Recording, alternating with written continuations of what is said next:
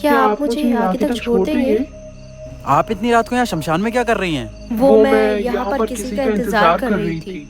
मतलब? वो सब आप छोड़ो, आप मुझे बता दो, आप मुझे आगे तक छोड़ दोगे या नहीं? हाँ हाँ ठीक है।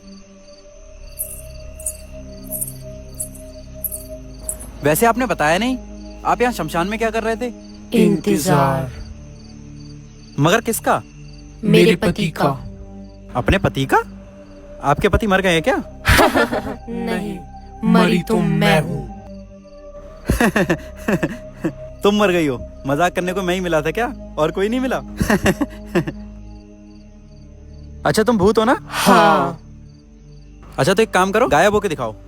किसने कहा कि भूत गायब होते हैं? होते हैं मैम, होते हैं। मंगल भावनया मंगल